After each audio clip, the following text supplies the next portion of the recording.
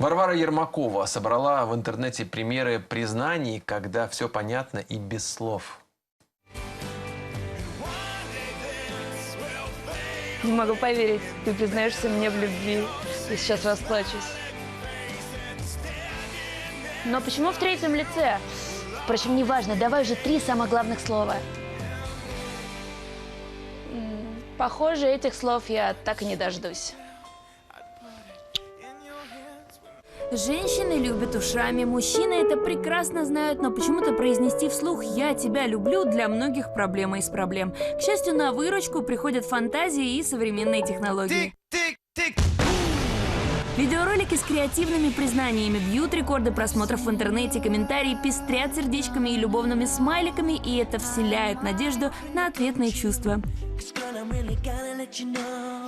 Серенады под окном, сонеты Шекспира и прочие миллионы алых роз, увы, больше не актуальны. Нынче в тренде визуально-эпистолярный жанр, сдобренный качественной видеосъемкой и спецэффектами. Форма давно отправила содержание в нокаут, поскольку содержание-то у всех одинаковое и укладывается в те самые 3 слова.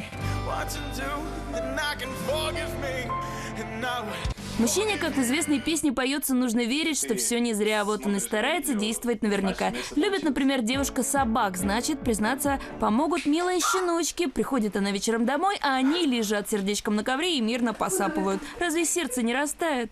Руслан, что это? Откуда они все здесь? Не щеночки, так медведь огромный и смешной, и много-много воздушных шариков. Ну а для придания моменту томной романтики, саксофон в руках будущего, хочется верить в жениха. Ну как тут не прослезиться? Но вся эта лирика удел меланхоликов, если чувства бурлят и кипят. Вместо сердца пламенный мотор, значит, должно быть пламя. В прямом смысле слова, ведь настоящая любовь огнем горит, да не сгорает. Еще лучше выжечь признание огромными буквами прямо на фасаде дома, где любимая живет, лазером, чтобы она даже и не думала сомневаться в искренности чувств, а вместе с ней и жители всего микрорайона.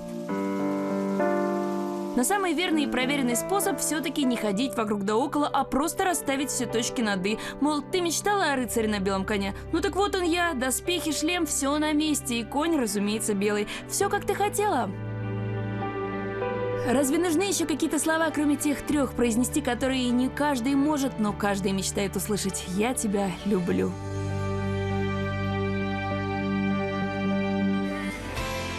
Мой Васенька в душе, конечно, романтик, но по жизни неисправимый пироман.